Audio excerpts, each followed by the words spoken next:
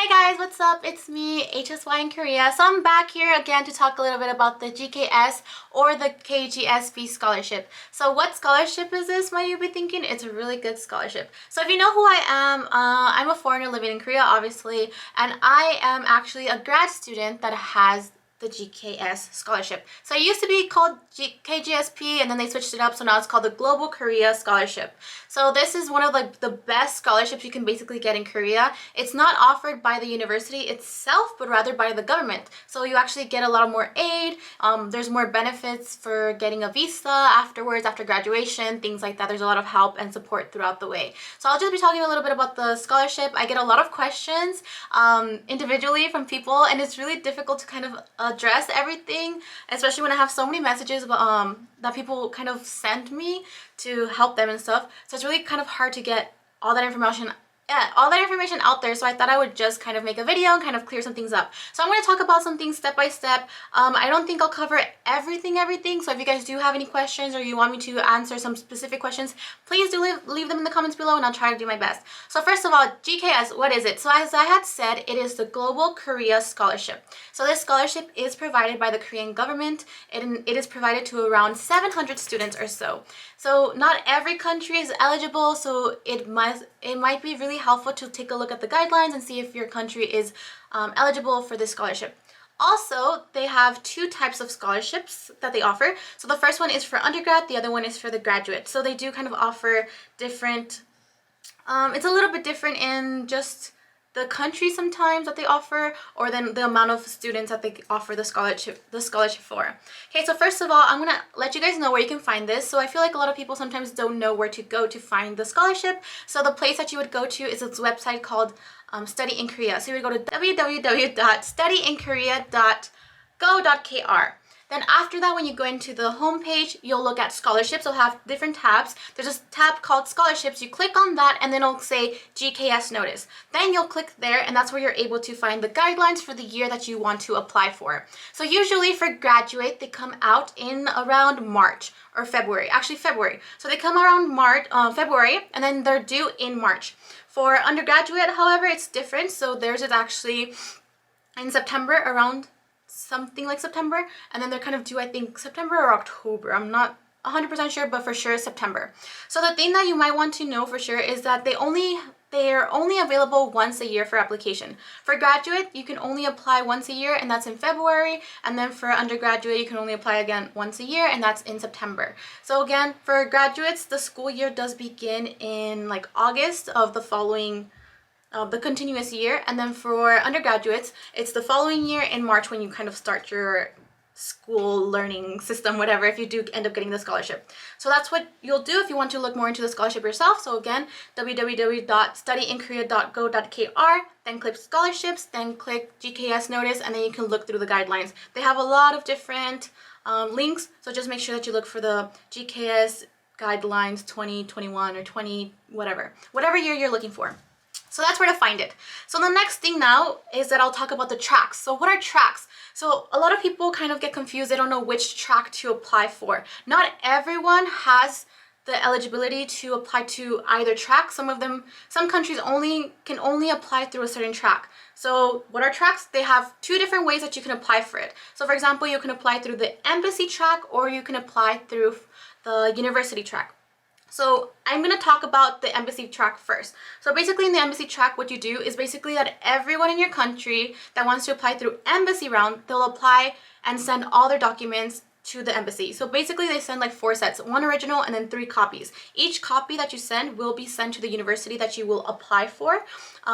So you initially send it to the embassy, and then after the embassy takes a look, they'll kind of like weed out who they want to forward to Korea, and then usually it's the quota that they send is either the exact number that is in the quota for the guidelines, or they'll send maybe like 1 or 2 people as backup. So that's what embassy track is. You kind of are competing against people in your own country, and then the people that you're competing with, it depends on how many people apply, and at the end who gets the scholarship or who gets forwarded depends on your competition within people in your country, if that makes any sense. So now the other track is university track. For this one, I think you only need actually just one copy, which is the original form. So for the original form, you would actually send all your documents directly to the university in Korea. But of course, that university has to be in the guidelines. They don't have all the same schools every year. Sometimes one school might be there, the other year might not. So you have to really take a look and read all the guidelines to see if the university that you want to go to and if the major that you want to apply for is eligible for the GKS scholarship. So for example, if you send all your information to Yonsei, then Yonsei has to kind of select. I think each university has up to 20 people that they can forward to NIEED. I don't know, need. But they have only 20 people. So you're competing basically with everyone across the world who kind of applies to that university, because they can only forward 20 people per school. So that's why sometimes when people apply for your university track, they maybe sometimes apply for schools that are lower. So you have to remember that with university track, you can only apply to one university, whereas with embassy track, you can apply to three different universities. But the application process is a little bit different. And then also remember that if you apply through university track, you are unable to apply for embassy track. You have to choose only one track. If you apply for both tracks, you are automatically basically like eliminated. So that's what happens. With university track too, I think each school can only forward, I think, maximum 2 from the same country. So that's something to keep in mind as well. Just kind of think about what you want, where you want to apply to, where you just think of everything. Think about the quota and the guidelines, how many people can apply for university, how many people can apply for embassy round in your country. Think about what university you want to go to, your GPA. Some people say that embassy is more competitive, but some people think that university is more competitive. So it's really up to you to do the research and really think about what track would fit you better. Again, embassy track has 3 rounds, so you kind of have to wait longer to know if you got the scholarship or not. And university track has like 2 rounds, so you get to know easier. So with university round, what happens is that the university accepts you, then they forward you to NIED, and then NIED is the one that kind of makes the final cut. And then if they choose you, then you get it. So that's kind of something to keep in mind. Whereas with embassy, they cut down, it's basically the quota, and then after that, you kind of basically already got in. The only thing is that NIED has to confirm you. They have to know that you're a good student. They have to say, yes, we would like to give them a scholarship. And then the other thing is that you would have to get accepted by at least one school. It's not usual that this happens. It's really rare, but there has been cases in the past where students have been rejected by all 3 universities. So you might want to keep that in mind when you're applying to universities. Okay, so now after we've talked about tracks, now we'll talk about the language year. So the language year, usually they'll give you 1 year of Korean language learning. So what this means is that you get to do your degree, and then you also get to learn the Korean language so that you can assimilate better into Korean society. So if you have topic level 5, then you're exempt. You can just put in your topic as long as it's valid. Also topic, it's the only thing that you can send in. You can't send in certificates from other schools saying that you passed certain levels. It's only topic because that is the official national Korean exam. So if you have level 5, then you're able to kind of skip the whole year and start off right away with your degree. If you don't have topic 5, then you have to go through the year. The only thing is, if you're able to get level 5 by January, for graduates, and then for undergraduates, I don't know what month it would be, but within 6 months basically. If within 6 months you are able to get a level 5, then you can cut short your time in the language year by 6 months, by half. So that's something to keep in mind as well with this scholarship. Some students don't really want to learn Korean, but it's a Korean scholarship, so it will help you. So just keep in mind that it's something that kind of like helps you overall. You'll learn a different language. Okay, now we'll talk about money. So this scholarship is provided by the government, so you get everything funded by the government as well. So the scholarship, it basically covers all of tuition. So your whole tuition is paid. You don't have to pay anything out of pocket or anything like that. If the scholarship itself doesn't cover the entire school tuition, then the school itself would cover the rest of the school tuition. That's basically how that works. And then you also get a stipend every month. Sorry. So for the language year, at the moment, as of 2021, at this moment, you would get, for graduate at least, every month you would get at least 1 million won. If you have topic 5 or higher, then you are able to get kind of like a gift not really a gift, just kind of like an extra 100,000 won. So then you'd be able to get 1.1 million won per month, and that comes every month. And then you use that to pay for the dorms, pay for your rent, pay for your food, whatever. So you might want to keep in mind that it kind of depends on where you live as to how much you'll pay in rent, how much you'll pay in food. It depends on your lifestyle too, to know how much money you'll save. Everyone's different, so some people might be really good at saving some of that money, at least 300, if not more than that. Other people end up spending it all and have to kind of like pull money from other places. So that's something to keep in mind as well. For example, in my case, I live in Busan and I paid $310 for rent. So that's already basically 1/3 of my stipend. And then food, I have to pay for food and all this stuff. There are other schools that do offer free housing in the dorms, but that's only about 5 universities out of the 120 or how many ever they have. So you really want to look into all those things. If you want to have more money, if you don't really care about the school or the degree, then you might want to look into universities that offer the free housing. Okay, so also you might want to know, like, during the 100,000 extra won, that is only available for the degree year. So if you're doing masters, you'll have 2 years, you can get that for the 2 years, or if you're doing PhD, then that's a 3-year study. Even if you get topic 5 in the language year, it doesn't matter, you're unable to get the 100,000 extra won if you end up getting topic 5. Okay, so now that's the money thing.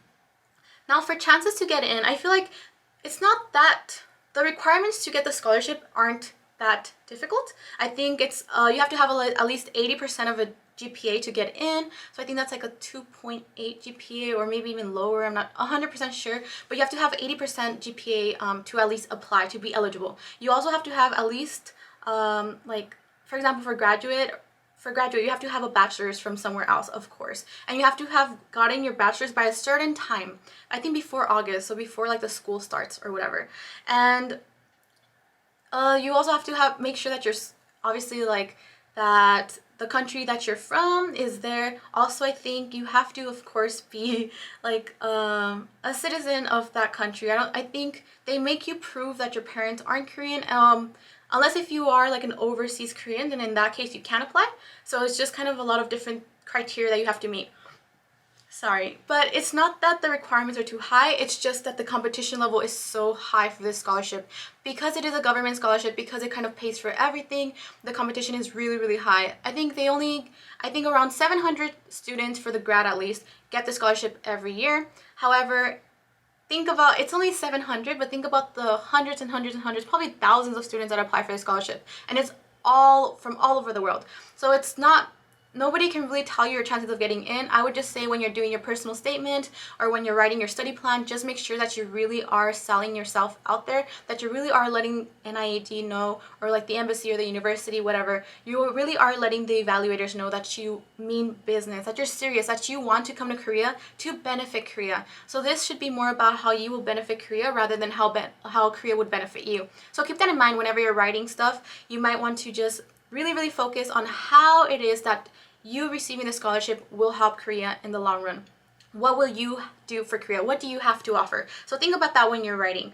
Okay, so expectations. So what they expect for you to do is, in the language here, they do expect you to get at least a topic 3 by the end of the 1 year. So if you don't have a topic 3 by the end, then I think you have to have at least like 80%, I think. I'm not too sure. Please check the guidelines. I think you have to have at least 80% in the topic to be able to extend for an extra 6 months if you were unable to get topic 3. If you extend for an extra 6 months, they do keep paying you the stipend. However, you have to pay for 50% of the school.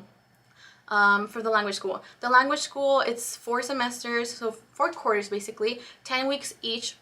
10 weeks each of Korean intensive learning, and usually it's from 9 a.m. to 1 p.m. every day, Monday through Friday. So you have to, they really, really drill you in for topics, so be ready for that. A lot of it, people come in thinking that they're going to learn a lot of like casual Korean, that they're going to learn how to speak Korean, very like conversational type of Korean, but it's not really like that. A lot of schools really do focus on the topic just because it's such a big factor for passing on to your degree year and keeping the scholarship. So a lot of schools, rather than teaching you how to speak, they teach you how to take the exam. So just keep in mind, that might be an expectation you might want to keep in mind while you're studying, that they don't really teach you like conversational Korean, but more so sometimes topic.